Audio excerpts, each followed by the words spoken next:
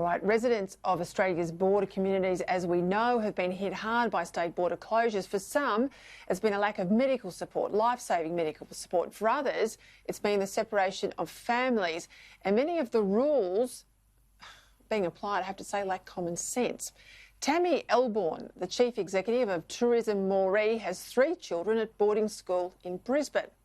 Now, they would normally come home around this time for holidays, but this time round they may not make it home. She joins me now. Tammy, thank you for your time. I read your story today in the media. It's heartbreaking. You live in Moree. For those who are not sure of their geography, it's just south of the Queensland border, so sending your kids to Brisbane makes perfect sense.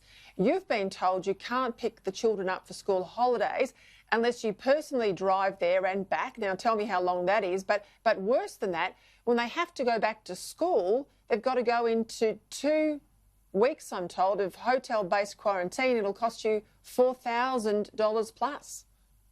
That's correct. That is correct. If we are lucky enough to receive an exemption to be able to enter Queensland to collect the children at the end of term 3, we have received a letter today that says we have to enter Queensland. We are not allowed to stop anywhere once we cross the border. We have to go directly to the school, and this has come from Queensland Health, pick the children up and drive directly home. Now, that is probably an 11-hour round trip. And we're not allowed to stop for fuel or any other facilities that people, basic human rights. So that in itself is pretty impossible for people in these regional areas to do, particularly when we're so close to the border. And what idiot thinks you've got a car tank that's got 6 or 7 hours in it either way? I mean, this is just the madness of it all. What do you want to see have happen here or change? Well, we, in the first lockdown of the Queensland border, we as a border community were allowed to travel back and forth with our border passes. We obviously had to advise what we were travelling for: medical, business, education and the likes.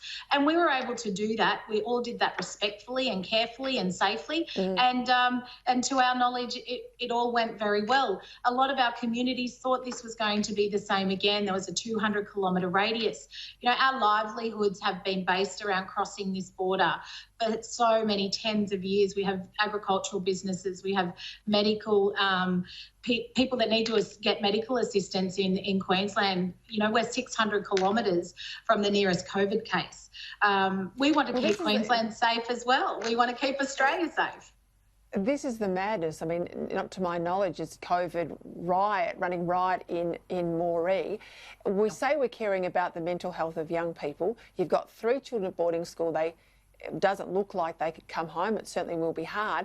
But how on earth, if you were to bring them home, are you looking after their mental health if you put 3 children into a hotel quarantine place in Brisbane, I presume, cost you $4,000. How's that looking after the mental health of your young people either? You've got a son, I'm told, in year 12. I mean, this is extraordinary. That's correct, and he will start his exams just 2 weeks into term 4. So it's absolutely impossible for us to put him into quarantine 2 weeks before his final exams. And I have a 13-year-old daughter who's just started this year who only this week said, Mum, am I not coming home till the Christmas holidays? So the mental health of that for our children, they need to come home to their homes. As you said, we do not have COVID in this region. And we just want to be able to get our children home in the case of an emergency, to access our children should they be injured or sick. And we've been told again that we can't access, or if we do get an exemption, that we have to self-isolate, or there are these restrictions on how we get to and from Queensland that are, we just can't do them. So there are no exemptions for us to be able to do that. And it's extremely heartbreaking for so many families. I speak for so many families in the same situation. And just before we go, is anyone taking up your case? Are you feeling like there's going to be some sort of change after going public? We've made, I know our local council, our local mayor, our local members, both state and federal, have made numerous phone calls, emails. I know our community itself and our families, both for medical, business, agriculture and education. I myself have spent hours on the phone to be hung up on, to be spoken to very rudely, to no avail, to be able to speak to those people, to bring them to the table, to be able to ask, can there be some common sense prevail in these situations for these border communities to be able to access their way of living. And we saddle the border for some of our communities, some of our farms.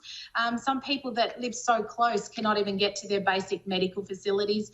And as you said, we have all these children that my children are looking now like not coming home until December. And it's heartbreaking for them, and it's heartbreaking for many families. And we just want some common sense to prevail for these border communities. Well, keep going, Tammy. Keep in touch with us. Let us know how you're going. We'll certainly keep raising the issue here on Credlin. I really appreciate your time, and I wish you all the best. Let's hope you can get that changed. Tammy, Elbourne from Moree.